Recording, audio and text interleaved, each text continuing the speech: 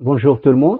Nous allons entamer donc le chapitre suivant, le chapitre 4, donc, qui est un chapitre donc réservé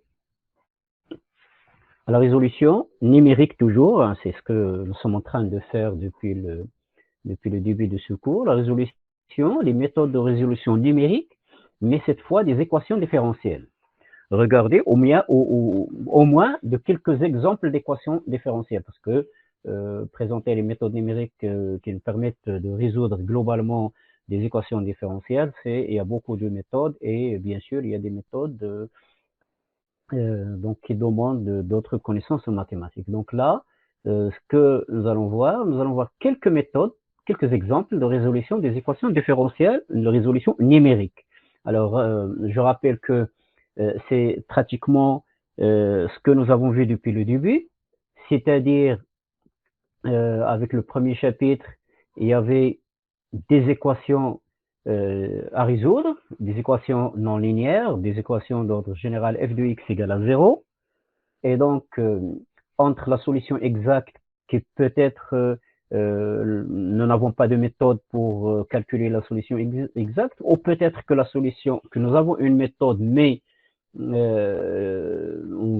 les calculs sont un petit peu, on va dire, avancés, qui demandent beaucoup de niveaux de calcul, de résolution des outils mathématiques, et que l'on préfère utiliser une méthode numérique pour obtenir une solution approchée.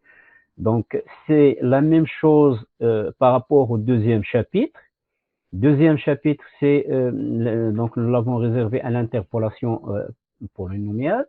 Et donc, nous avons dit, donc, au lieu de travailler avec une fonction f, donc nous allons essayer de travailler avec son polynôme d'interpolation. Bon, ce qu'on va gagner dans cette approximation, nous allons gagner une fonction qui est régulière. Un polynôme est une fonction régulière, c'est-à-dire je peux calculer la dérivée, je peux calculer la primitive et l'intégrale sans grande difficulté, et donc ça me permet d'avoir des approximations. C'était le premier volet. Le deuxième, c'est lorsque nous n'avons pas une fonction, nous n'avons pas une forme explicite de fonction, mais nous avons seulement des points x, i, y, i. Les valeurs y et ont été obtenues au laboratoire, par exemple, et on veut reconstituer en quelque sorte la fonction. Nous avons vu que l'interpolation est une solution parmi d'autres, mais c'est la solution que nous avons étudiée. Donc, comment déterminer le polynôme d'interpolation, et aussi bien pour le premier chapitre que le deuxième chapitre, il y avait toujours l'étude de l'erreur, parce que c'est tout à fait normal, d'accord? C'est tout à fait normal. Nous avons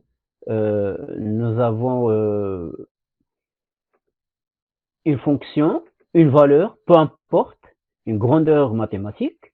Donc, c'est ce que nous sommes en train de faire depuis le début. Donc, nous avons un problème mathématique. Donc, il y a la solution exacte, d'accord?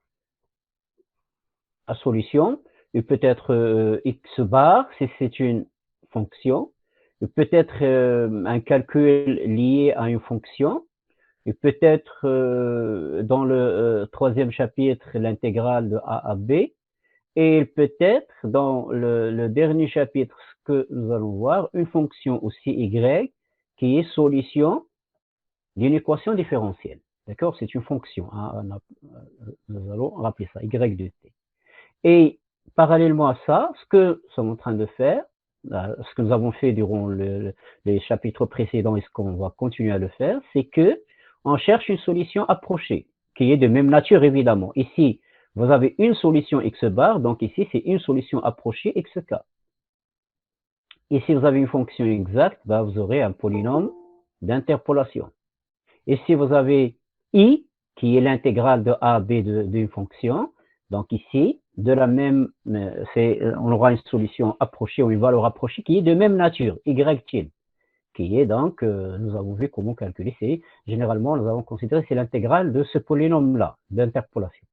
Et puis, la même chose ici, nous allons voir comment déterminer la solution approchée lorsqu'on sommes en train de traiter avec les équations différentielles. Et nous avons dans chaque cas calculé l'erreur, qui était donc d'une manière générale, valeur exacte moins valeur rapprochée. D'accord? Bien sûr, la nature de E dépend de chaque situation. Pour le premier chapitre, c'est la différence de deux nombres réels, x bar et xk, donc en valeur absolue, donc c'est un nombre réel positif. Deuxième chapitre, c'est la valeur exacte est une fonction f de x. La valeur approchée est une fonction Pn de x, un polynôme Pn de x. Donc la différence, nous l'avons vu, c'était l'erreur qui dépend de x et qui dépend de n. C'est une erreur ponctuelle. À chaque x, il y a une erreur. Bien sûr, une valeur pour cette erreur. Bien sûr, nous avons vu la dernière fois qu'on ne peut calculer sup et dire voilà, l'erreur elle est toujours inférieure à sup 2. Et nous avons obtenu une formule. D'accord? Il ne faut pas l'oublier. Nous avons obtenu une formule pour calculer l'erreur ponctuelle EX. En fonction de quoi? En fonction de n, en fonction des x et i, et en fonction de f et de ses dérivés. Ça, c'était le deuxième chapitre. Le troisième, nous avons encore déterminé l'erreur comme étant la valeur exacte qui est i et la valeur rapprochée qui est la quadrature associée utile. Et nous avons dit que l'erreur ici, elle dépend de quoi? Elle dépend de l'intervalle AB, elle dépend de la fonction f, et elle dépend, est-ce que nous avons considéré une méthode simple ou combinée? Rappelez-vous la dernière fois, donc si c'est combiné, je dois ajouter un n ici, et dire c'est l'erreur de l'intégrale de f sur AB, utilisant donc une méthode combinée avec n intervalles, sous-intervalles. S'il n'y a pas le n ici, ben, ça veut dire c'est l'erreur de l'intégrale sur AB de la fonction f, l'intégrale simple. Parce que vous savez que chaque méthode d'intégration, elle prend ou bien la forme simple, c'est-à-dire j'applique la formule directement sur l'intervalle AB, ou bien elle prend la forme combinée, composite, voilà. Et cette forme, c'est que d'abord on discrétise l'intervalle AB en plusieurs sous-intervalles, n sous-intervalles, et nous appliquons la méthode d'intégration numérique sur chaque sous-intervalle. Évidemment, pourquoi? Ben, on gagne du côté de la précision, évidemment.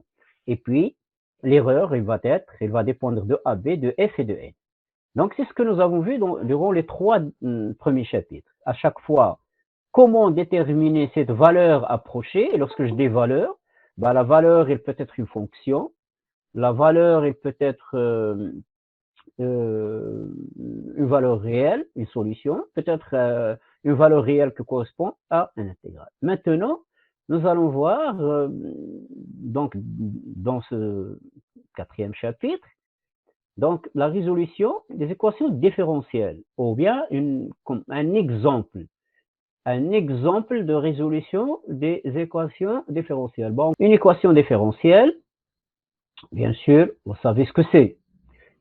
Ici, une équation différentielle, vous les avez étudiées, les équations différentielles, vous les avez étudiées en S2. Bon, les équations différentielles, on les classe suivant l'ordre. Ça veut dire quoi l'ordre? C'est l'ordre de la dérivée. Donc on dit première équation de premier ordre, c'est-à-dire il n'y a que y et y prime. Y ici, les y représentent une fonction y de t.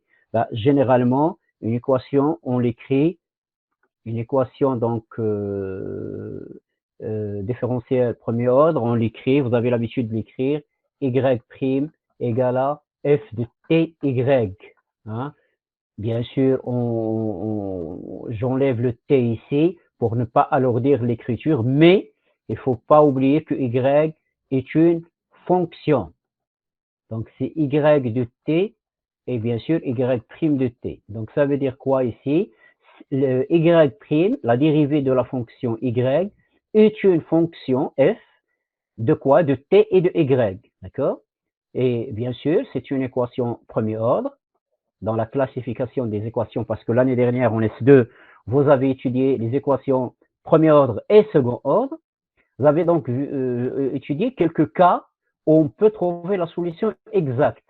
Par exemple, lorsque je peux séparer les variables.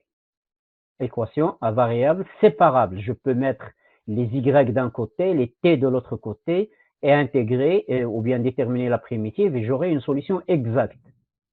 vous avez vu aussi les équations linéaires, premier ordre, et comment donc, quelle est la méthode appropriée. Là, il faut vraiment que vous reveniez sur votre cours de S2 pour revoir ces éléments-là parce qu'ils sont importants dans ce chapitre. Vous ne pouvez pas dire que bah, les équations différentielles, c'était en S2, nous n'avons pas... Non, c'est quelque chose d'important. Pourquoi? Parce que comme l'intégrale, nous avons besoin de calcul exact et du calcul donc, numérique ou approximatif. Comme pour les équations f de x égale à 0, s'il y a des équations qu'on peut résoudre donc exactement, nous l'avons fait et donc vous serez amené à le faire aussi. Et pour comparer peut-être avec la solution approchée, ça va être la même chose ici pour les équations différentielles. Donc, essayez de revenir sur votre chapitre des équations différentielles de l'année dernière. Vous avez un chapitre très bien rédigé de la part de Madame Bouzlemat. Vous avez chaque équation, comment elle est définie, quelle est la méthode pour déterminer sa solution. D'accord? Donc, c'est quelque chose que vous devez donc revoir. Donc, voilà, les équations que nous allons considérer sont des équations de premier ordre seulement. De la forme y' de t, la dérivée de la fonction y, égale f, une fonction, de t et de y de t. Donc, y', il dépend de t et y de t. C'est une équation de premier ordre. Ici, il n'y a aucune hypothèse que l'équation est linéaire. C'est-à-dire que f peut être une racine carrée, que f peut être une fonction arc-sinus, arc-cosinus, peu importe. D'accord? Bah, il y a des cas simples, comme j'ai dit. On peut appliquer les méthodes que vous avez déjà étudiées, séparation des variables, équation linéaire, quelques exemples particuliers avec un changement de variable. Bon, vous avez grosso modo 3-4 types d'équations que vous pouvez résoudre exactement. Mais il n'y a pas que ces équations. Il y a plein d'autres équations que, à votre niveau, vous n'avez pas de méthode. Et là, je peux redire la même chose, ce que je dis à chaque fois.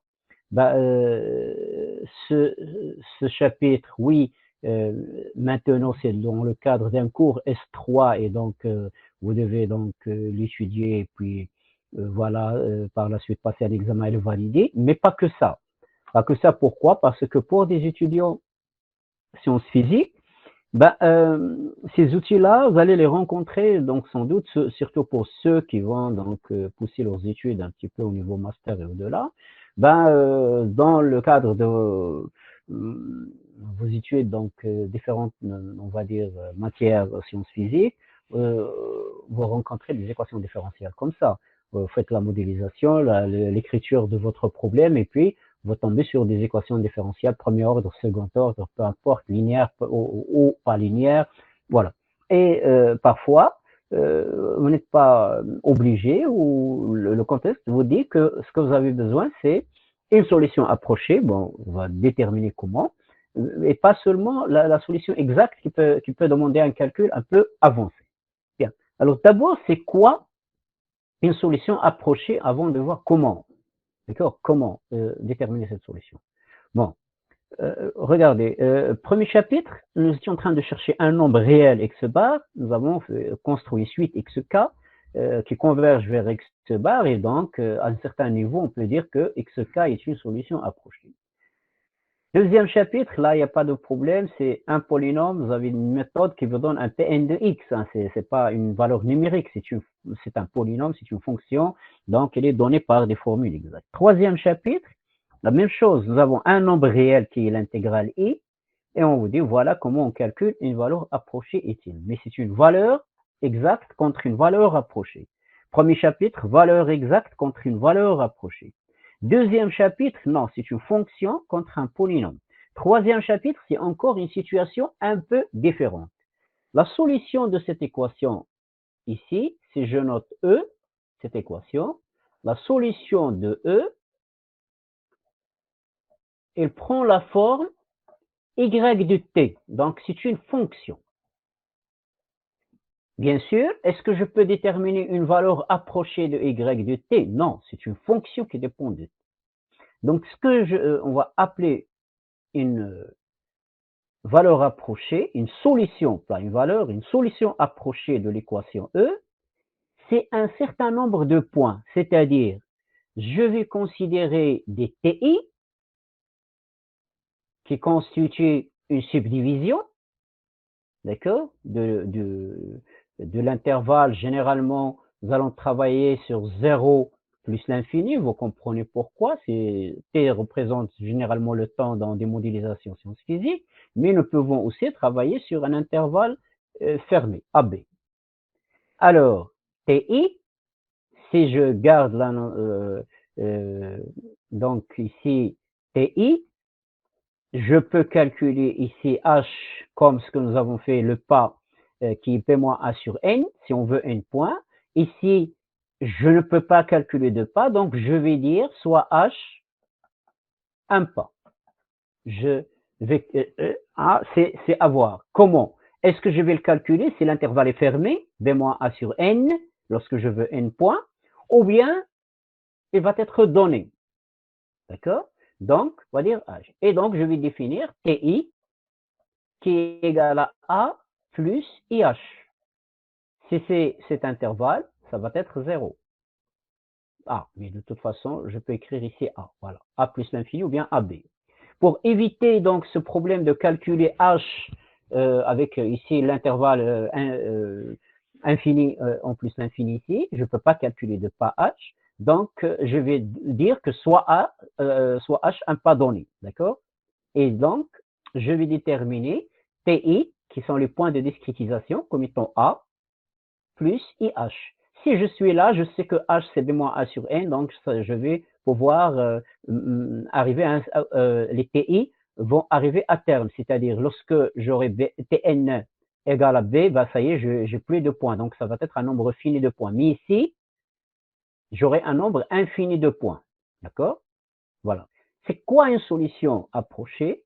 Bah, en fait, ce qu'on veut dire par une solution approchée, c'est un ensemble de points, d'accord? Nous avons TI, nous avons la solution exacte, si on arrive à déterminer Y, qui est la solution exacte de l'équation différentielle, ça va être Y de TI, donc T0, Y de T0, T1, Y de T1. Si j'arrive à déterminer la solution exacte, Y, donc à chaque point T, je peux calculer son image. Il n'y a pas de problème. Ce que je vais appeler une solution approchée, je vais le noter, bon, Y, I. Donc ici, il s'agit de valeurs et non pas d'équations, de fonctions. Ce ne sont que des valeurs qui vont représenter cette approximation. Comment ils sont, ce qu'on veut par rapport à ces valeurs, ben, on veut que chaque valeur Y indice I soit la valeur approchée de la valeur exacte YTI. Donc ici, je vais noter Y0, ici, je vais noter Y1, et ainsi de suite. YI, à un certain moment, j'aurai YN. Donc dire que nous sommes en train de chercher une solution approchée de l'équation différentielle, c'est de trouver un ensemble de valeurs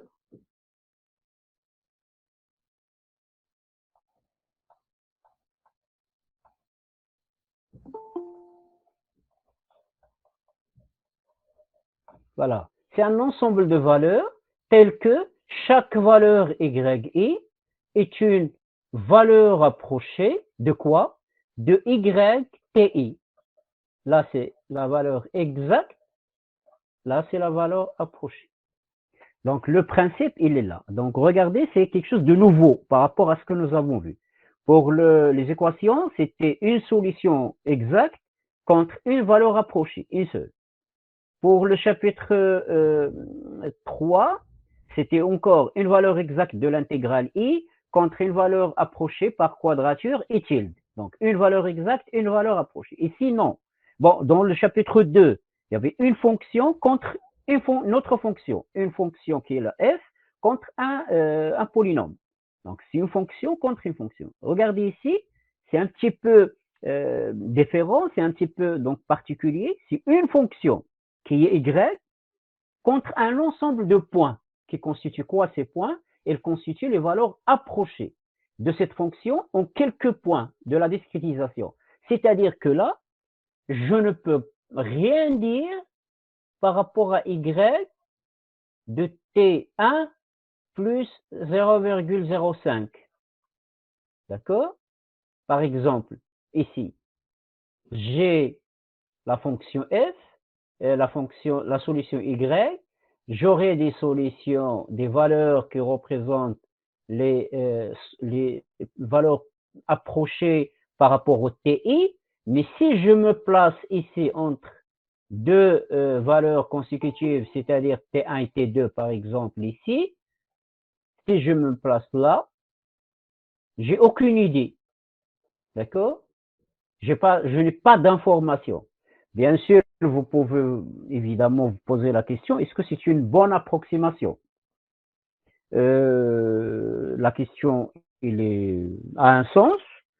Les méthodes pour évaluer est-ce qu'il s'agit d'une bonne approximation ou non, je vais vous dire un mot vers la fin du chapitre par rapport à ces techniques qui nous permettent d'évaluer les méthodes numériques, mais on peut déjà faire une première remarque. Pour augmenter les chances que ces approximations ont un sens, il faut que H prenne des valeurs qui sont très petites pour ne pas trop, pour que les points TI ne soient pas éloignés. T0, T1, bah, si la différence entre T0 et T1 est de 1 ou de 2, bah, évidemment, nous allons perdre toute l'information utile. Mais si le pas H est égal à 0,1, par exemple, comme ça vous aurez T0 égale à 0, T1 égale à 0,1, voilà, vous pouvez dire, bah, c'est très proche. Donc, si j'ai une information par rapport à 0, une information par rapport à 0,1, bah, c'est que j'ai quand même une information par rapport à la solution. Donc, notez donc cet élément. Contrairement aux 3 chapitres où la solution approchée était de même nature que la solution exacte, ici non, ce n'est pas le cas. La solution exacte est une fonction définie pour n'importe quel t dans un intervalle. L'intervalle, c'est soit AB, soit A plus l'infini. Et la solution approchée, c'est la donnée d'un certain nombre de valeurs par rapport au point, par rapport au nœud de la discrétisation. Ce que nous avons noté, nœud de la discrétisation, c'est-à-dire les points x, ce que nous avons l'habitude de noter xi, là nous allons noter ti. D'accord? Voilà. Donc, c'est cette différence qui est d'abord à retenir par rapport à ce chapitre, avant de passer aux méthodes de calcul. Parce que si vous n'arrivez pas à faire cette différence, bah, vous aurez quelques difficultés, ce qu'on observe chaque année. Donc, lorsqu'on demande une solution approchée, bah, vous avez donc l'un qui nous donne une solution, une seule valeur, quelqu'un d'autre qui va nous donner une fonction, je ne sais pas comment la trouver. Donc voilà ce qu'il faut donc retenir par rapport à ce volet-là. Alors, voilà. Maintenant, par rapport à l'introduction, c'est important avant de calculer, de savoir est-ce que l'équation différentielle admet une solution. Parce que nous ne pouvons pas chercher une valeur approchée d'une solution qui n'existe pas. Rappelez-vous le premier chapitre, nous avons dit, ben voilà, d'abord il faut localiser la racine dans un intervalle, donc faire un travail mathématique en appliquant théorème des valeurs intermédiaires et théorème de la bijection, bien la monotonie de la fonction, pour dire que l'équation f de x égale à 0 admet une solution unique dans un intervalle bien précis, et après appliquer la méthode de résolution. Ben, c'est la même chose ici. Nous ne pouvons pas essayer d'appliquer des méthodes numériques pour chercher une solution approchée d'une équation qui n'a pas de solution, évidemment. Donc, la première chose, c'est de voir quand donc c'est l'équation différentielle qui prend cette forme a une solution. Bon. vous rappelez, avec vos calculs de l'année dernière, que en fait, il n'y a pas une solution pour une équation différentielle. Il y a, lorsque une solution différentielle admet une solution, ben c'est une infinité de solutions, parce qu'à chaque fois, nous pouvons ajouter donc une constante. Enfin, vous le savez pourquoi. Vous étiez à chaque fois en train d'écrire, lorsque vous intégrez l'équation différentielle ou vous utilisez la primitive, vous étiez à chaque fois en train de dire, voilà,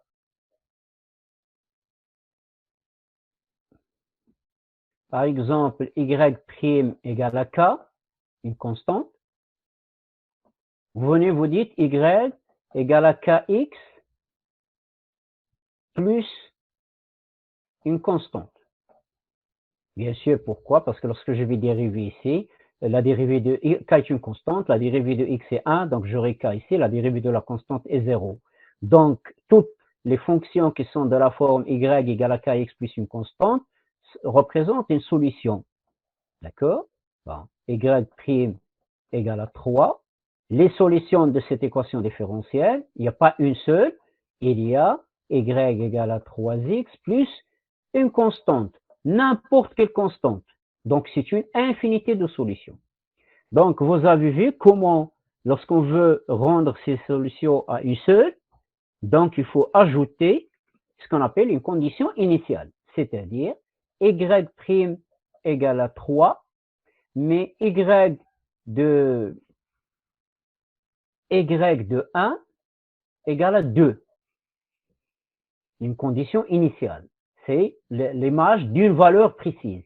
Alors, y' égale à 3, ça me donne y égale à 3x plus une constante. Donc, c'est y de x ou de t si vous voulez. Bon, je peux mettre ici t pour rester cohérent avec notre notation. Donc, y de t égale à 3t plus une constante. Si je prends cette formule ici, je remplace ici, j'aurai y de 1 qui est égal à 2, qui est égal à 3 fois 1, plus une constante. Évidemment, ici, 3, la constante est égale à moins 1. Et je n'aurai plus une infinité de solutions, j'aurai une seule solution, k égale à 3t moins 1. Voilà, donc ici, le problème qu'il y a une solution, ce n'est plus l'équation différentielle seulement, mais c'est un problème qui contient deux données. Y' t y' égale f de ty et y de t0 égale à une certaine valeur y0. Point une condition initiale par rapport à un point de départ t0. Donc ici, nous allons nous intéresser à ce problème et savoir quand est-ce que ce problème admet une solution. Donc nous avons ici ce que nous allons travailler particulièrement sur ce que nous appelons un problème de Cauchy, parce que pour ce problème de Cauchy, qui est le problème que j'ai donc présenté, y' de t égale à f y de t, t, ou bien ty de t, avec la condition initiale y0 égale à y de 0, la fonction au point égale à 0, la fonction au point t égale à 0 est égale à y0. Donc, c'est une fonction f. Bon, ici, il y a une petite donc inversion dans les calculs. Bah, il faut inverser. C'est ty de t et non pas le contraire. C'est comme ici. D'accord? C'est ty de t. Pourquoi? Parce que la fonction f est une fonction qui est définie de r plus croix r. C'est t qui est supposé positif. Donc, c'est r plus, étoile même si vous souhaitez, croix r à valeur dans r. Et y est une fonction aussi définie sur r plus à valeur dans r. Donc, le problème de Cauchy, c'est la donnée d'une équation différentielle, premier ordre, et d'une condition initiale. Et le théorème suivant, qui est le théorème connu sous le nom de Cauchy-Lipschitz, est un résultat important qui nous donne des conditions encore suffisantes qui assurent l'existence et l'unicité de la solution. Donc, avec les mêmes conditions, si nous avons un problème de Cauchy, si on suppose que la fonction f est continue sur les deux variables, continue, c'est une fonction de variables. Vous savez, une fonction de variables. Je suppose que vous avez commencé à attaquer ce niveau-là. C'est une fonction qu'on dit qu'il est défini de R plus croix R vers R. Ça veut dire que j'aurai f de tx égale. Donc, c'est t, il est dans R+, x, il est dans R. Et que ça donne une seule valeur numérique. Par exemple, je peux donner 2tx moins x carré plus 4t. Bon, 4 racines carrées de t. Voilà. J'ai ici un terme de x, j'ai ici un terme avec t, et j'ai ici un terme entre t et x. C'est une valeur numérique. Lorsque j'aurai une valeur pour t et une valeur pour x, ben, c'est une... je remplace et je vais obtenir une valeur numérique qui appartient à R. C'est ce qu'on appelle des équations différentes, de plusieurs variables. Ici, c'est de 2 variables. On peut déterminer des fonctions, définir des fonctions de 3 variables de plus. C'est des fonctions plusieurs variables. Ces fonctions, ils ont quand même des propriétés remarquables à étudier. Ce n'est pas donc le cours adéquat pour étudier ces propriétés, mais il faut comprendre qu'on va parler de continuité. Continuité ici, c'est continuité par rapport à x et par rapport à t. D'accord? Ce n'est pas continuité que par rapport à une variable. Ça, c'est important. Et puis, la deuxième condition, c'est que on suppose que cette fonction de 2 variables, elle est lipschitzienne. Nous avons déjà défini une fonction lipschitzienne, mais comme il y a 2 variables, il faut vérifier il est lipschitsien par rapport à quelle variable. Est-ce que c'est par rapport à la première? Est-ce qu'il est par rapport à la deuxième? Ou est-ce qu'il est par rapport aux deux? Par rapport à 2, non, nous n'allons pas le considérer à ce niveau-là. Mais nous allons considérer et supposer que la fonction est lipschitzienne par rapport à la deuxième variable. Attention, la deuxième variable ici, c'est la variable x. Regardez, par rapport à ici, R plus, c'est toujours t. Donc ici, R, c'est les variables x, y. Donc, ce n'est pas par rapport au temps, si je considère t comme le temps, donc c'est par rapport à l'autre variable. Ça veut dire quoi lipschitzienne? Je conserve la même valeur de t et je prends deux valeurs de x, x1, x2, la définition, c'est x1 moins x2. C'est comme si je considère ici une fonction, là, f de t de x. Avec t, je suppose que t est constante. Si je suppose que t est constante, j'aurai que la variable x. Dire que cette fonction est lipschitzienne, je veux prendre x1 et x2 et prendre ft de x1 moins ft de x2 en valeur absolue, qui va être inférieure ou égale à L, x1 moins x2. Ben, c'est exactement l'expression que j'ai sur le slide. Sauf que là, ftx1, regardez, ftx1, c'est quoi? C'est ftx1. D'accord? Donc, il faut vraiment que t soit considéré comme constante ici, et x2, dans la définition. Donc, pourquoi il faut considérer t comme constante? Ben, parce que d'abord c'est la condition et parce que pour les exemples de fonctions lipschitziennes que nous connaissons, si t n'est pas constante, ben, nous ne pouvons pas développer le calcul. Rappelez-vous, nous avons dit les fonctions affines ou bien linéaires, et sont affines ou bien linéaires, et sont lipschitziennes. Si maintenant je prends une fonction ftx qui est égale à 2tx, c'est une fonction qui est bien définie. Maintenant, est-ce qu'il est lipschitsien par rapport à la deuxième variable pour pouvoir appliquer le théorème de Cauchy-Lipschitz? Donc, je vais prendre ft x1 moins ft x2. Donc, bien sûr, je vais écrire ces 2t x1 moins 2t x2. Et je vais dire que c'est 2t, en valeur absolue, mais t est positif, donc c'est 2t comme ça, x1 moins x2. Voilà, donc, il me reste que de trouver une majoration, parce que L est une constante, d'accord, qui ne dépend ni de x ni de t. Attention, on ne peut pas dire que L c'est de t. Mais si on travaille dans un intervalle fermé, par exemple AB, ben, nous pouvons trouver cette constante qui va être en donnant une majoration de t. Mais si je ne comprends pas cette définition de lipschizien par rapport à la deuxième variable et j'essaye de calculer f de t1 x1 moins f de t2 x2.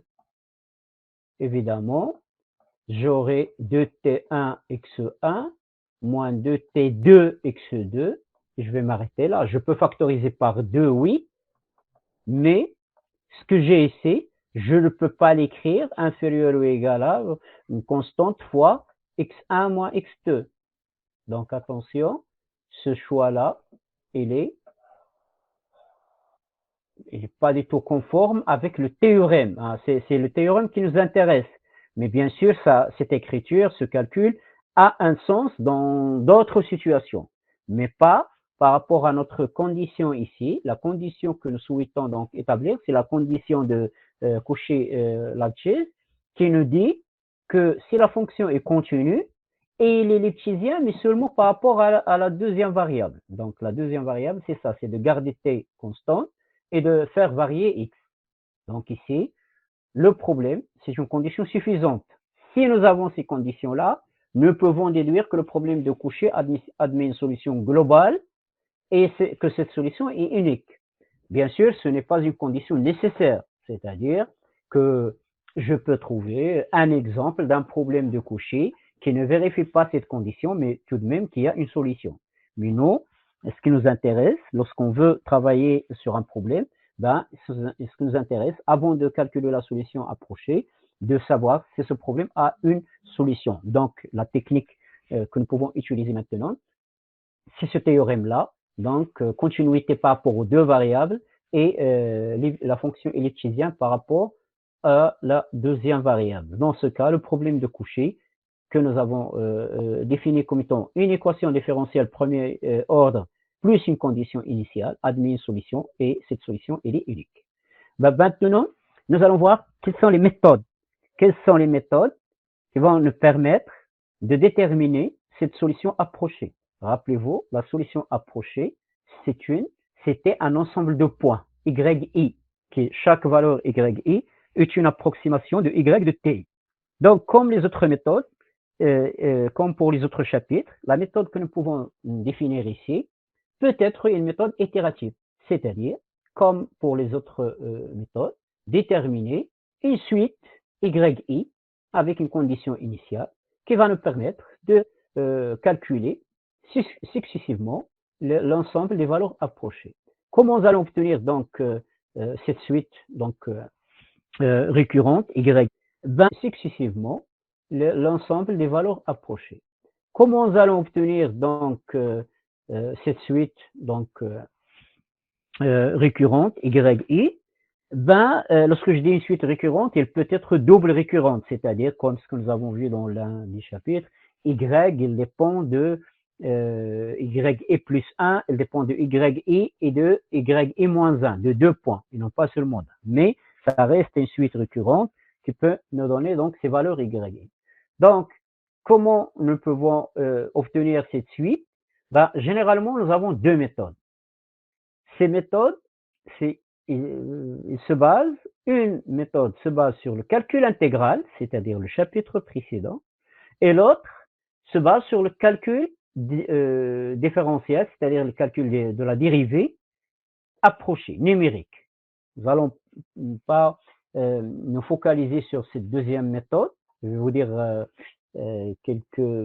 présenter quelques résultats, quelques définitions au moins dans la deuxième partie de ce chapitre. Mais nous allons focaliser notre travail sur l'utilisation de l'intégration numérique, parce que c'est un chapitre que nous avons déjà traité. Alors, comment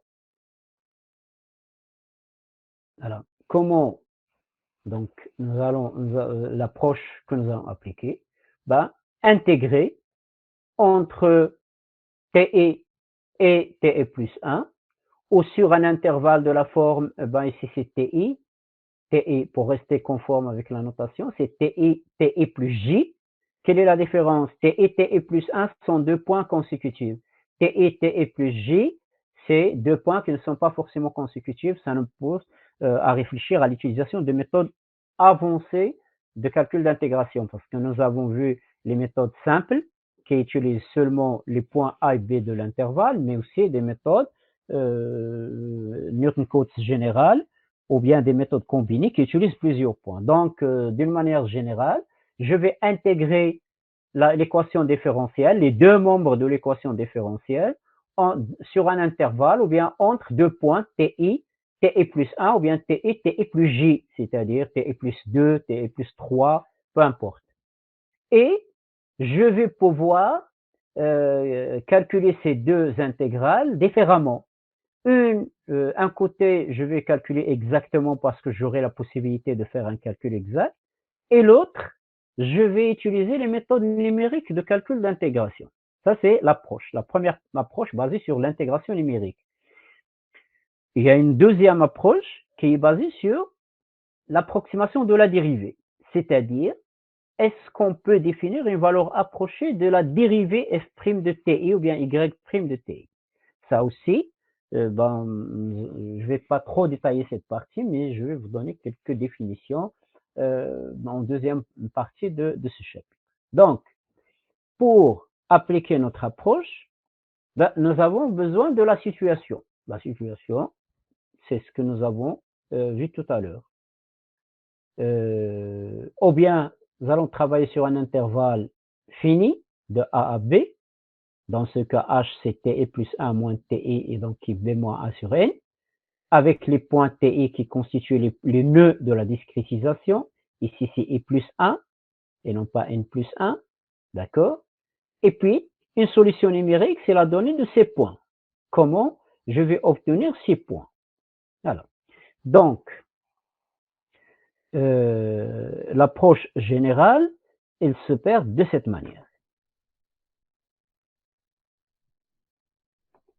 Voilà. J'ai un intervalle I. L'intervalle I, c'est ou bien un intervalle fermé à B ou A plus l'infini. J'ai un pas H. Pas de discrétisation. Pas de discrétisation. Je vais mettre comme ça. Ici,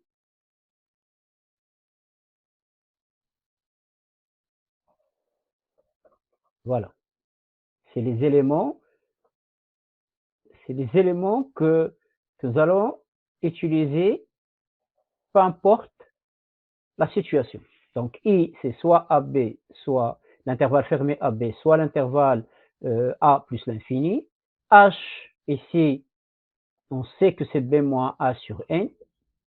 H ici doit être donné.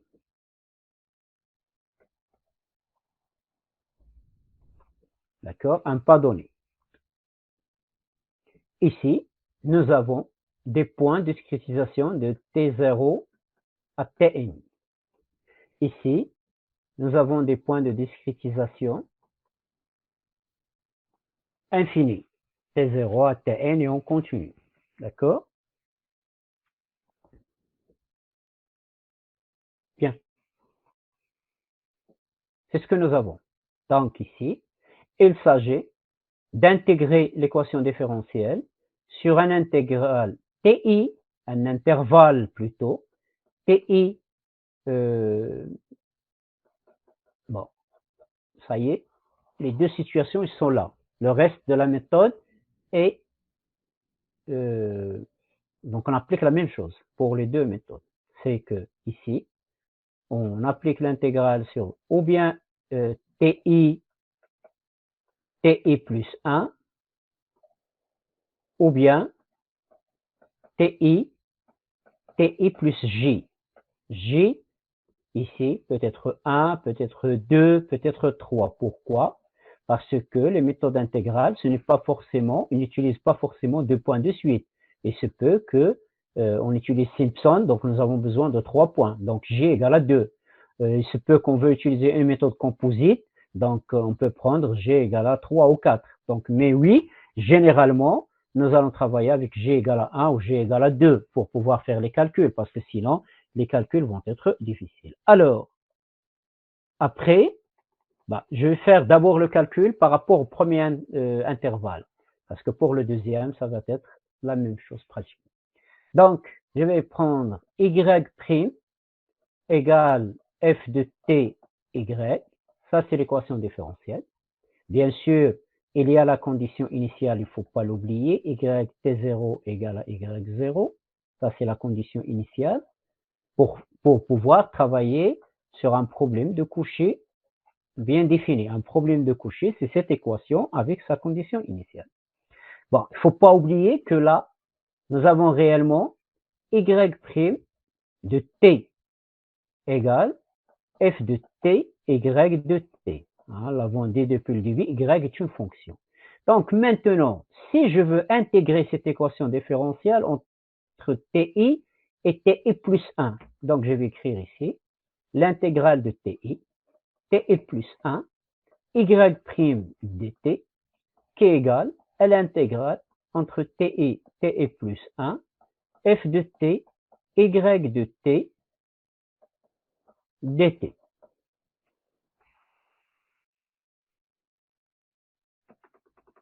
Alors, regardons le premier membre de cette égalité-là.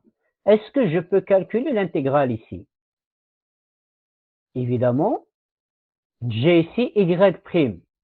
Quelle est la primitive de y'? La primitive de y', c'est y. Donc, y' de t, si vous souhaitez. C'est y de t que je dois évaluer entre t et plus 1 et ti. Hein, c'est la y', c'est f'. Quelle est la dérivée de f'? Quelle est la primitive de f'? C'est f, de manière naturelle. Mais, est-ce que je peux calculer cette intégrale second membre? Rappelez-vous, f est une fonction quelconque. J'ai donné tout à l'heure l'exemple de racine carrée. J'ai donné tout à l'heure l'exemple de arc sinus, arc cosinus, arc tangente. Voilà, je peux ajouter n'importe quel autre exemple de fonction. Non, ce n'est pas facile de déterminer une primitive, sachant que là, j'ai j'ai racine carrée de y, d'accord? Ou j'aurai arc sinus de y de t, ou j'aurai exponentielle de y de t. Donc, pour trouver une primitive, il faut y' ici, hein, si c'est exponentiel. Mais je n'ai pas de y'. Donc, le calcul exact ici n'est pas toujours possible. Peut-être quelques petits cas, quelques exemples élémentaires, oui, mais ce n'est pas toujours possible. Maintenant, est-ce que je peux trouver une valeur approchée par rapport à cette intégrale? Évidemment, je vais considérer tout ce que j'ai ici comme une fonction. Tout ça. Bien. Voilà. Comme une fonction g de t. Donc, j'ai l'intégrale de ti à ti plus 1, g de t de dt. Je peux l'écrire ici si vous souhaitez. ti plus 1, g de t, d de t. Je retrouve une intégrale i. Je peux ajouter un petit i ici pour dire que c'est par rapport à cet intervalle. Donc, je peux déterminer une quadrature ici. Avec l'autre chapitre, je choisis une méthode numérique de calcul d'intégration parmi les méthodes que nous avons étudiées et j'aurai une quadrature que dépend de quoi? Elle dépend des points ti plus 1 et de g, et bien sûr lorsqu'elle dépend de g, elle va dépendre de f et de y. D'accord? Donc c'est là le principe de cette méthode. Bien sûr ici, par rapport à y de t, qui est la primitive de y', bien sûr, nous allons pouvoir calculer et déterminer évaluer cette valeur-là, ou ce calcul qui est là, en disant c'est y de t est plus 1 moins y de ti, qui va être égal à cette quadrature. D'accord? Et puis, quelle est l'approximation que nous avons dit que nous sommes en train de chercher? Nous avons dit, nous sommes en train de chercher des points yi, tels que yi, c'est l'approximation de y de ti. Donc, j'ai ici y de ti plus 1. Comment je vais l'écrire? On va le rapprocher. Je vais l'écrire y et plus 1, ti plus 1, moins yi, ti. Si j'avais ici y1, si j'avais ici y de t1, je vais écrire y1. Si j'avais ici y de tj, je vais écrire ici y de g. Donc, j'aurai le terme y plus 1 moins yi qui est égal à cette quadrature. Bien sûr, cette quadrature, elle dépend de quoi? Elle dépend de t, donc elle va dépendre de ti, elle dépend de y, elle dépend de f. Et le choix de chaque quadrature va me donner une méthode différente. D'accord? Donc, c'est là le principe que nous allons donc appliquer sur plusieurs exemples en choisissant à chaque fois une méthode numérique bien précise pour calculer la quadrature. Bien.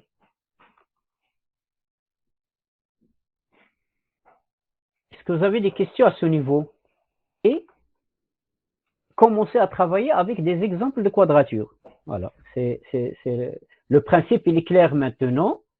C'est le même principe. Ce que va être différent à chaque fois, c'est la manière dont on calcule la quadrature yi tilde, c'est-à-dire le second membre. D'accord? À chaque fois que nous choisissons une méthode, ça va nous donner une méthode pour calculer la quadrature y tilde. Nous allons obtenir une autre ou une nouvelle méthode de résolution numérique de problèmes de Cauchy ou bien des équations différentielles. Bien. Alors, voilà. Maintenant, nous allons essayer d'appliquer ce que nous avons dit par rapport à un premier exemple simple. Donc,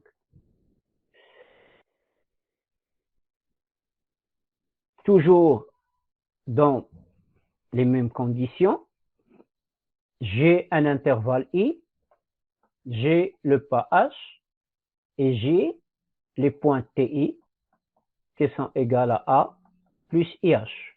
Peu importe si i est fini ou infini. Peu importe. D'accord? Je définis ti comme étant a plus ih. Donc, t0, ça donne a. Donc, c'est le premier point. Et l'intervalle, c'est ou bien ab ou bien a plus l'infini. Si c'est ab, je sais calculer h. Si c'est à l'infini, h doit être une donnée de la situation. Bon, nous avons le problème de Cauchy. Y' de t, je vais le répéter encore une fois, f de t, y de t, dt. C'est une écriture qui est lourde ici, mais je l'écris pour que ce soit clair. Normalement, lorsqu'on travaille avec les équations différentielles, je n'écris pas y' de t, j'écris seulement y' et je sais que c'est une fonction, donc elle dépend de t.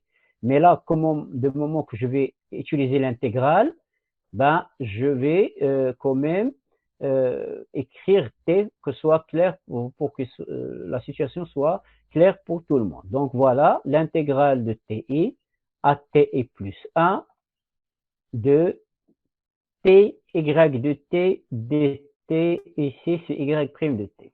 Nous avons vu tout à l'heure que là, son problème, c'est y de t est plus 1 moins y de ti. C'est la primitive de y' étant y, et j'évalue la fonction entre les deux bornes. Ça, c'est le calcul intégral habituel. Par contre, ici, je vais choisir comme premier exemple rectangle à gauche. Que dit cette méthode rectangle à gauche? Je vais le rappeler ici. AB égale de ft dt bien sûr, égale à B moins A à gauche, F de A. Je vais faire la même chose ici. B moins A, c'est TI plus 1 moins TI. Les deux bornes de l'intégrale. F de A. A, c'est par rapport à quoi? A, c'est par rapport ici, c'est par rapport à X, la variable de l'intégration. La variable de l'intégration ici est T. Donc, T va prendre la valeur TI, à gauche, TI. Donc, égale TI plus 1 moins TI fois F de TI, Y de TI. D'accord? La variable d'intégration ici est T. Ici, la variable d'intégration est Tx. D'accord? Ici, dans la formule en bas, là. La variable d'intégration est X. Donc, je remplace ici F de X. Je remplace X par A. Bon, je vais faire la même chose ici. La variable d'intégration est T. Donc, je vais appliquer la méthode rectangle à gauche. Donc, je vais considérer FTY de T, mais en remplaçant T par la première valeur ici, là, la borne inférieure de l'intégrale, TI. Donc, c'est exactement ça.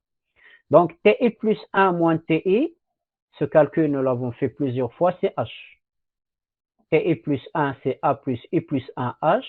Et TI, c'est A plus IH. Je fais la différence, je redonne l'écriture, il va me rester H. F de TI, de T, Y de TI, dt. Non, il n'y a pas de dt, c'est bon.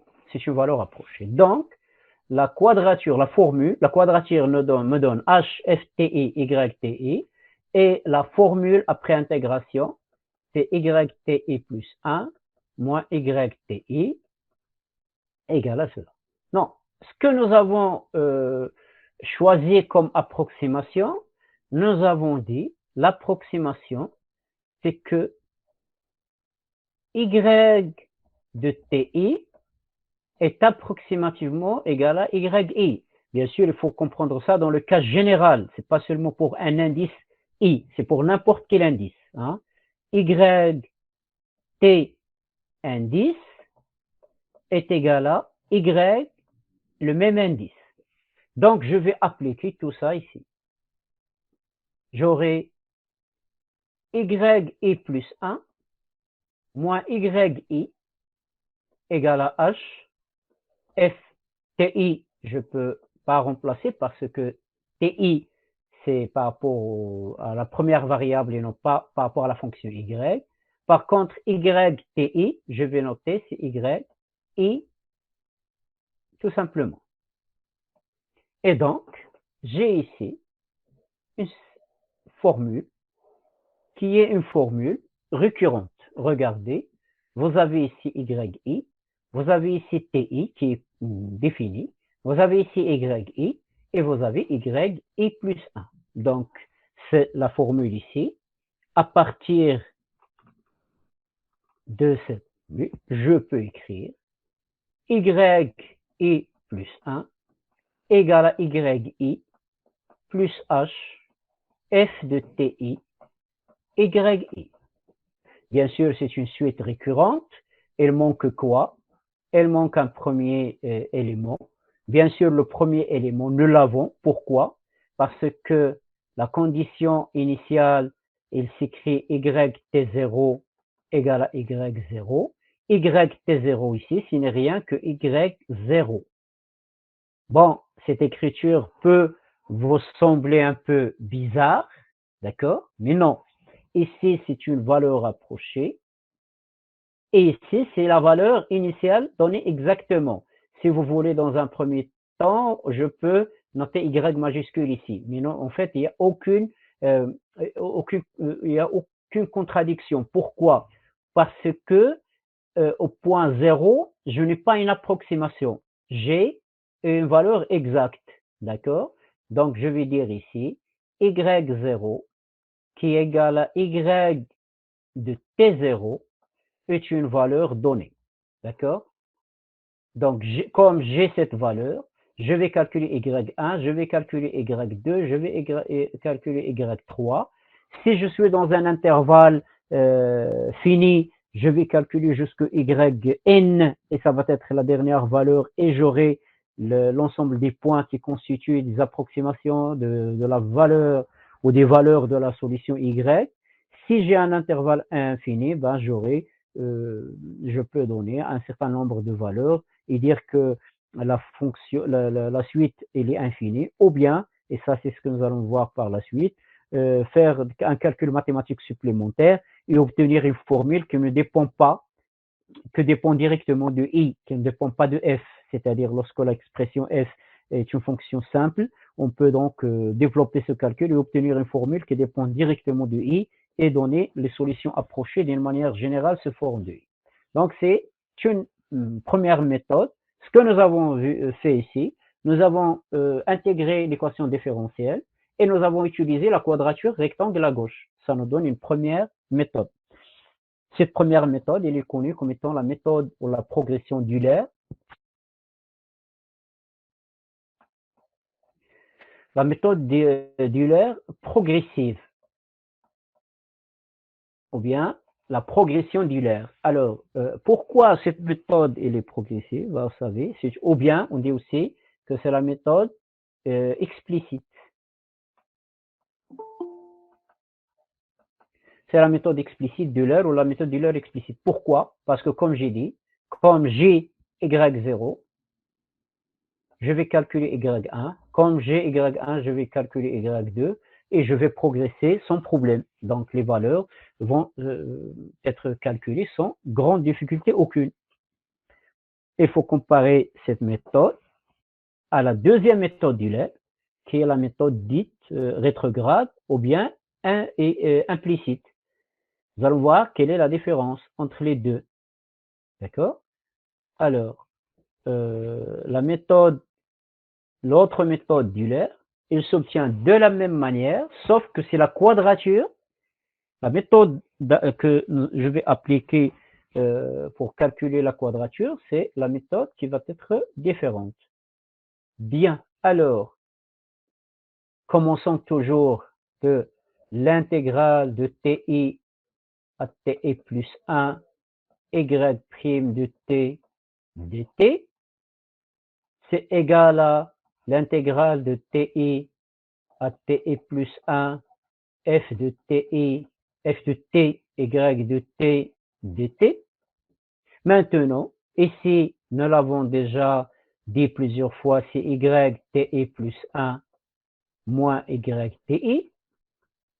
Et là, je vais utiliser la méthode rectangle à droite cette fois. Tout à l'heure, j'ai utilisé la méthode rectangle à gauche. Maintenant, je vais utiliser la méthode rectangle à droite. Alors, rectangle à droite, je fais quoi? Toujours, je peux rappeler la méthode ici. L'intégrale de a à b, f de x dx, est égale à b moins a, f de b. La variable étant x, je remplace x par b. Rectangle à droite, la borne supérieure de l'intervalle. Donc, ici, je vais écrire ti plus 1 moins ti, f, la variable de l'intégration étant t, donc je vais remplacer t par b. b ici, elle est représentée par ti plus 1. Donc, j'aurai f de ti plus 1, y de ti plus 1. Je passe aux approximations. Les approximations sont les mêmes. À chaque fois, j'ai y de t avec un indice. Je l'écris y avec le même indice que celui de t. Donc, j'aurai ici y plus 1 moins y égale ti plus 1 moins ti sont deux nœuds consécutifs de la discrétisation, donc c'est h. F ti plus 1 y de ti plus 1 y plus 1. Ce que je peux constater par rapport en comparaison avec la méthode précédente, c'est que là, j'ai y plus 1 de ce côté-là. Tout à l'heure, j'avais ici yi. Donc, je pouvais faire les calculs directement. C'est pourquoi j'ai dit que c'est une méthode qui est explicite. Je remplace, je calcule directement. Regardez maintenant. Ben, je sais que j'ai y0.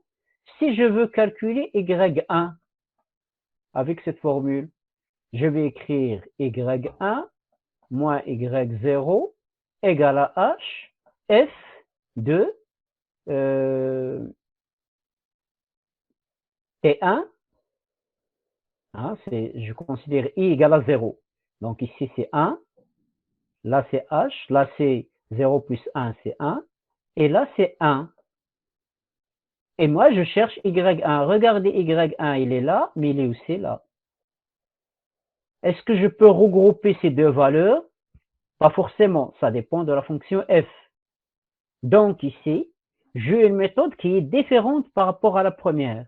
Alors que la première était explicite, il suffit de remplacer, de calculer. Là, c'est une méthode qui va être implicite.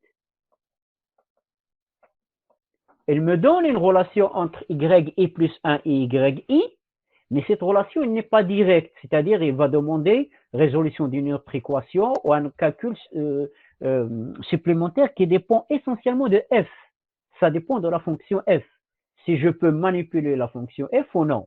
Donc, ce n'est pas, donc, il ne s'agit pas d'une méthode qui est explicite. Il suffit de remplacer, de calculer. Non, je vais remplacer, mais après, je vais obtenir cette formule. Comment je vais déterminer y1?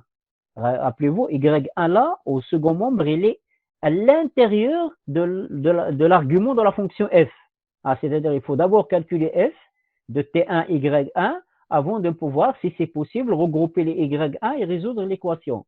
Donc, ça demande un travail supplémentaire. C'est pourquoi on dit que c'est une méthode qui est implicite. Et les méthodes implicites ne sont pas toujours les bonnes méthodes à utiliser. On préfère toujours avoir des méthodes explicites, c'est-à-dire mubashira. Là, implicite, on peut dire غير mubashira. Pourquoi? Parce qu'il nous donne une formule et après, il faut encore développer en utilisant d'autres outils mathématiques pour pouvoir éliminer. Donc, on dit que c'est la méthode d'Euler, toujours, mais implicite, ou bien rétrograde. Voilà. Ou bien la méthode rétrograde, ou bien une régression d'Euler. Hein, on peut, les trois termes sont utilisés pour les deux cas. Donc, si vous rencontrez l'une ou l'autre, il ne faut pas se leurrer par rapport à ça. On a des méthodes directes, méthode explicite, méthode, une progression d'Euler ou bien la méthode progressive d'Euler. Hein, ça veut dire la même chose. De la même manière, méthode indirecte, méthode implicite, méthode rétrograde ou bien une régression d'Euler. Donc, ça veut dire aussi la même chose. Donc, regardez ici, nous avons fait quoi? Notre problème de résolution d'une équation différentielle, plus particulièrement le problème de Cauchy, qui admet une solution unique. Nous avons discrétisé l'intervalle avec un pas de discrétisation H. Nous avons déterminé les nœuds de travail, qui sont les TI, et nous avons intégré l'équation différentielle entre TI et TI plus 1. Le premier membre, il est simple. Pourquoi? Parce que Y' a pour primitive Y. Donc, ça ne donne aucun calcul supplémentaire, il suffit d'écrire. Deuxième membre, par contre, nous utilisons une quadrature. Nous avons utilisé la quadrature rectangle à droite, à gauche, et nous avons utilisé l'approximation générale qui est Y de TI est approximativement égal à YI, indice I, hein, le même indice, Y de TI, peu importe I, hein, qu'il soit 0, 1, qu'il soit J, qu'il soit I plus 3, je prends l'indice YT avec l'indice tel est approximativement égal à Y avec le même indice.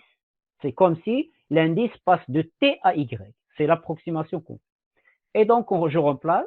Pour la première quadrature rectangle à gauche, j'obtiens ce qui est connu, donc sous forme formule d'Euler ou méthode d'Euler explicite, directe, progressive, voilà.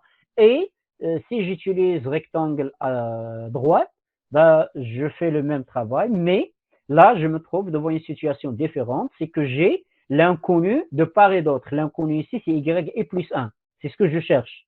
C'est le terme suivant de la suite pour pouvoir construire une suite. Donc, je suis devant une situation différente, c'est que l'expression, l'égalité ici, est une égalité qui est implicite. J'ai l'inconnu de part et d'autre, donc je dois les regrouper pour résoudre, mais ce n'est pas possible de les regrouper. Pourquoi? Parce que y1 il n'est pas seul, il est dans f, c'est un argument de f, donc c'est f2, t1 et y1, par exemple ici. Et donc, pour pouvoir calculer, tout dépend de f. Si f est une fonction simple, oui, je vais pouvoir regrouper les t1 de part et d'autre et continuer la résolution de l'équation. Mais si f est une fonction qui n'est pas simple, là, ça va demander d'autres outils mathématiques que nous allons voir au moins quelques exemples par la suite. Voilà. Bien. Voilà donc les deux premières méthodes et sont les méthodes les plus simples. Euler implicite, Euler explicite.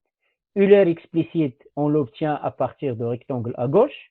Euler implicite, on l'obtient à partir de rectangle à droite. Mais les méthodes d'intégration numérique, nous n'avons pas vu que rectangle à droite et rectangle à gauche. Nous avons vu rectangle au milieu, nous avons vu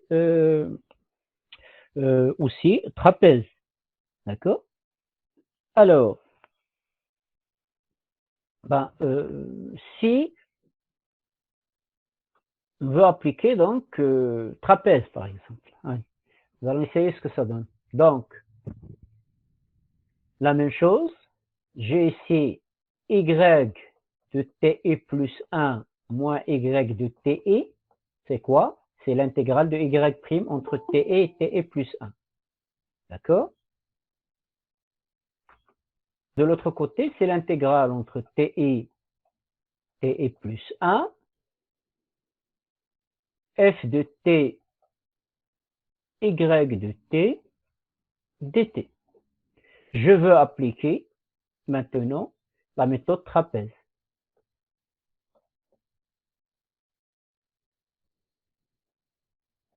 Donc, j'aurai quoi?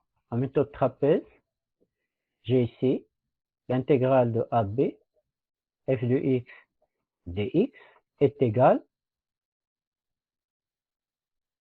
b moins a, la hauteur, la petite base plus la grande base sur 2. Donc, je vais appliquer ça ici. Bon, je peux mettre ici, si vous souhaitez. Voilà. H sur 2, b moins a, ici, d'abord, avant de remplacer par h, TE plus 1 moins TI sur 2. Hein, j'applique cette formule là, mais pour A égale à TI et B égale à TI plus 1. F de quoi? De TI, Y de TI, et là il faut bien respecter donc l'ordre, plus F de TI plus 1, virgule, Y de TI plus 1. C'est un peu serré ici. Bon. Donc, je fais quoi? Je prends cette formule, je remplace A par TI, mais où? Ici. La variable de l'intégration est T, donc je remplace T par A. Je remplace T par A, et ici dans cette situation par TI. Donc j'aurai FTI, YTI. Et puis, plus F de B. F de B ici, c'est F de TI plus 1. Donc c'est F de TI plus 1, Y de TI plus 1. Voilà. Bon, je peux dire que c'est H sur 2, F de TI, comme ça va être clair, Y de TI, plus F de TI plus 1, Y de TI plus 1. Bien sûr, ici, c'est YTI plus 1 moins YTI. Maintenant, nous pouvons écrire la même formule en utilisant l'approximation. L'approximation, elle est toujours la même. C'est quelle approximation? Y de T indice approximativement égal à y indice. Voilà, c'est l'approximation qu'on utilise. Donc ici, c'est y plus 1 moins yi égale à h sur 2 f de t i yi plus f de ti plus 1 y plus 1. Voilà, c'est la formule. Il y a quoi dans cette formule? Il y a yi, supposé connu, parce que c'est une suite récurrente. Il y a h, supposé connu. Il y a f, connu. Ti plus 1. Mais il y a y plus 1. À votre avis, est-ce que c'est une méthode qui est implicite ou explicite? Essayez de répondre soit en activant votre micro, soit en écrivant la réponse. Cette dernière méthode obtenue à partir de la méthode trapèze, est-ce que c'est une méthode qui est implicite ou explicite?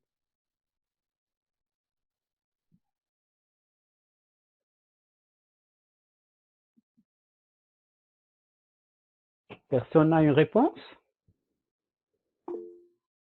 Implicite? Oui, c'est bien. Implicite. Votre camarade répond implicite.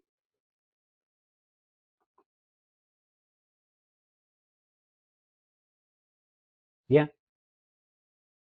Donc, oui, effectivement, votre camarade a raison. C'est une méthode qui est implicite. Pourquoi implicite? Comment je vais distinguer une méthode implicite ou explicite? Une méthode explicite, c'est-à-dire là où je veux faire le calcul normalement sans difficulté, c'est lorsque je vais pouvoir isoler y plus 1 en fonction du reste. Le problème ici, ce n'est pas possible parce que j'ai ici y plus 1 qui est à l'intérieur de l'argument de la fonction f. Je ne peux pas prendre y plus 1 et transposer comme ce que vous avez l'habitude de faire avec les équations. Je ne peux pas faire sortir y plus 1 et de le mettre et de le regrouper avec l'autre qui est dans le premier donc le premier membre de cette équation. Donc c'est une méthode qui est encore une fois implicite. Donc c'est une méthode implicite. Bon, c'est une méthode qui est implicite. Et bien sûr, si je veux donner des exemples de calcul, ben, pour y1,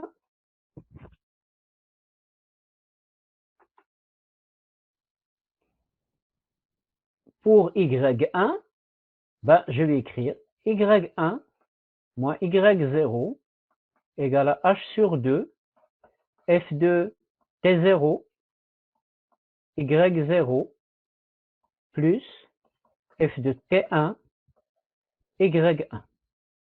Vous voyez, juste pour calculer y1, j'ai la même remarque que tout à l'heure, y1 il est là, y1 il est là, donc ça va créer, donc ça va demander un calcul supplémentaire pour pouvoir regrouper les yi et déterminer la valeur. Bah, une méthode, bien sûr là ça dépend de f, donc on peut pas présenter une méthode générale ici. Pourquoi? Parce que si f ici est égal à y1, f de x égale à x, ben j'aurai f de tx égale à x, ou là, égale à tx, ben je vais écrire f de t1 y1 égale à t1 y1, transposer y1 de l'autre côté et obtenir une formule simple.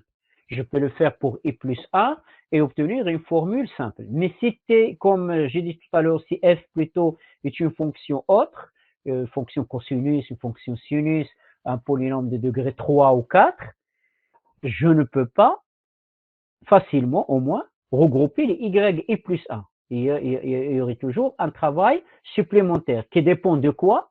Ben, ce travail supplémentaire, il va dépendre de la fonction f. Donc, je ne peux pas présenter une méthode générale. À partir de ce niveau-là, il y a toujours la méthode va dépendre de la fonction f. Si elle est une fonction simple, je peux voir comment utiliser l'expression de la fonction et regrouper les y et plus 1 et donc obtenir une méthode explicite pour les calculs. Mais ce n'est pas toujours le cas et donc nous ne pouvons pas présenter une méthode générale. Donc comment, ça c'est un point important, comment je peux transformer une méthode implicite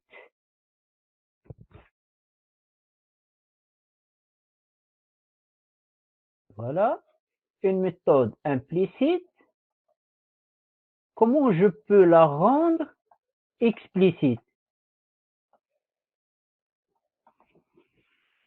C'est là une question. Si je peux rendre une méthode de manière générale, sans connaître l'expression de f, parce que j'ai dit que lorsque l'expression de f, je n'aurai pas une méthode générale, parce qu'à chaque type de fonction, je vais voir est-ce que je peux faire les calculs ou non, donc ça va être chaque cas à traiter indépendamment de l'autre. Mais est-ce que je peux, de manière générale, sans connaître l'expression de f, faire des modifications et proposer une méthode qui va devenir explicite à partir de cette méthode implicite? Quel est le problème ici par rapport à cette formule? Nous l'avons dit, c'est ce terme-là, d'accord? C'est-à-dire y est plus 1 moins ou égal yi, si vous voulez, plus h sur 2 f de ti, yi, là il n'y a pas de problème, plus f de ti plus 1, jusque maintenant il n'y a pas de problème. Le problème il est là, ce terme-là, c'est ce terme-là qui rend la méthode implicite, parce que c'est l'inconnu que je cherche et il figure dans le second membre, mieux encore il figure à l'intérieur de la fonction, de l'argument de la fonction. Donc, une première méthode, on va dire, la plus simple possible pour transformer une méthode implicite en une méthode explicite, c'est de transformer encore une variation ici, une approximation, et d'exprimer yi plus 1 en fonction de yi par une méthode simple. Quelle est la méthode simple que nous avons vue dans ce cas? C'est la méthode d'Euler. La méthode d'Euler implicite, il me dit quoi? Il me dit yi plus 1 égale à yi plus hf de ti yi. Donc, si je remplace ici par yi plus hf de ti yi,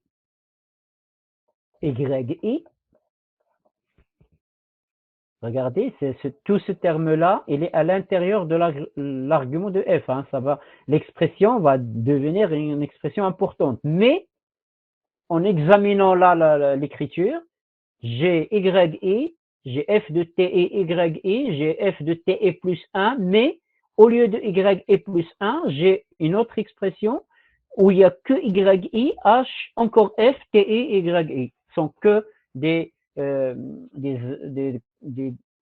données du problème. La valeur yi elle est supposée connue, la valeur h, l'expression de la fonction f, et donc je peux dire que c'est une méthode qui est explicite maintenant. Donc voilà une technique la plus simple, en fait, la technique la plus simple que nous pouvons utiliser. Bon, c'est ce que nous avons dit tout à l'heure. Nous avons dit la méthode implicite, la méthode explicite, d'accord?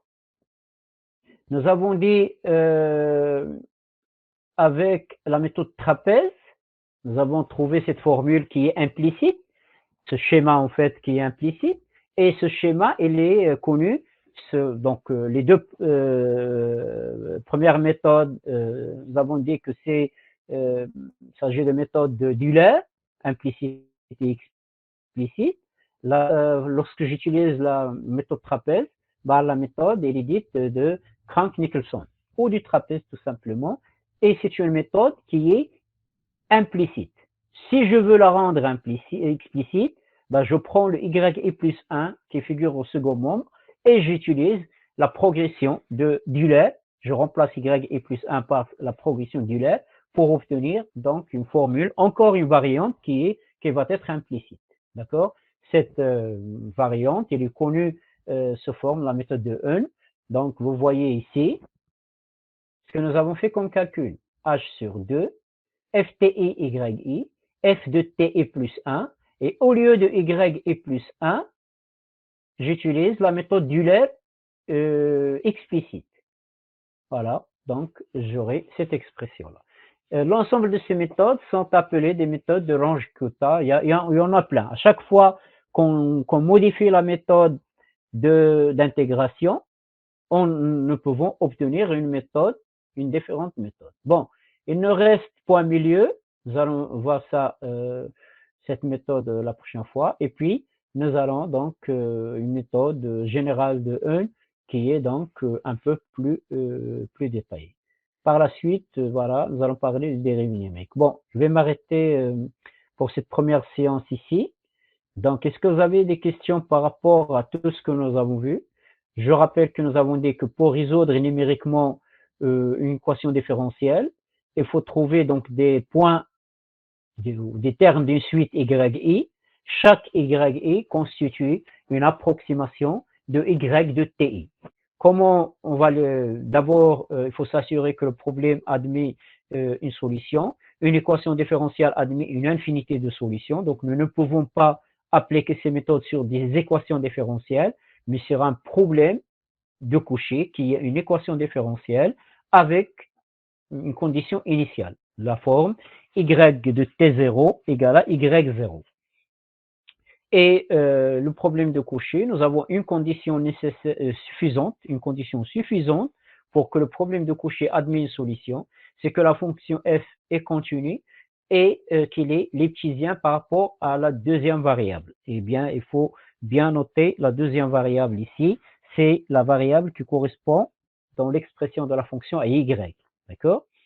Et puis, une fois le problème de Cauchy admet une solution unique, nous discrétisons l'intervalle. Ça dépend s'il s'agit d'un intervalle AB fini ou A infini, plus l'infini qui est infini. La discrétisation, moyennement un pas H. Le pas, il est connu, on peut le calculer dans le cas d'un intervalle fini, mais il doit être donné dans le cas d'un intervalle infini. On définit les points d'intégration ou les points les nœuds de la discrétisation qui sont TI égale à A plus IH. Et puis, on fait quoi? Ben, on intègre l'équation différentielle entre TI et TI plus 1 dans un premier temps. Après, nous allons voir qu'on peut aussi intégrer entre TI et TI plus 2, par exemple. Si on veut utiliser une méthode point milieu ou une méthode ou la méthode de Simpson, par exemple. D'accord? Mais dans un premier temps, nous avons appliqué donc cette méthode sur TI, TI plus 1. Le premier membre, il donne toujours y de TI plus 1 moins y de TI, parce que la primitive de y', c'est y. Le deuxième, on utilise une méthode d'intégration, une quadrature bien spécifique. Nous avons utilisé rectangle à gauche, nous avons obtenu la méthode dite d'Euler explicite. Nous avons utilisé rectangle à droite, nous avons obtenu donc la méthode qui est implicite cette fois et qui est Euler implicite ou bien rétrograde. Et nous avons utilisé trapèze, nous avons obtenu une formule qui est la formule implicite encore une fois de Craig-Nicholson, et nous avons dit qu'on peut opérer une modification en utilisant encore une fois la méthode d'Euler explicite, en remplaçant y et plus 1 par l'expression adéquate utilisant la méthode de Euler explicite pour obtenir une formule trapèze explicite. Mais c'est une formule qui porte le nom de la formule de Hund. Voilà, donc c'est ce que nous avons vu pour jusque maintenant. Il nous reste peut-être une dernière séance de cours par rapport à ce chapitre, c'est d'appliquer la méthode point milieu et la méthode de Simpson et de savoir déterminer la quadrature, la méthode générale lorsque vous avez une quadrature spécifique qu'on va définir et aussi une fonction bien précise. Parce que là, on donne la formule, mais on ne l'exploite pas. Pourquoi? Parce que c'est le cas général. Après, nous allons voir un exemple où nous allons choisir une fonction f. Et parfois, on sait qu'avec des expressions bien spécifiques de f, nous pouvons obtenir des formules qui ne feront plus intervenir f. C'est-à-dire que la suite y va dépendre seulement de ti et de i, voilà, de h peut-être, mais pas de f, hein, parce que l'expression de f est importante. Donc nous allons voir quelques exemples élémentaires dans ce sens. Voilà. C'est bon pour cette première séance réservée au cours. Est-ce que vous avez des questions par rapport à ces éléments-là? Ben, sinon, après, nous allons prendre une dizaine de minutes et reprendre par la suite avec cette fois la séance TD. Est-ce que vous avez des questions?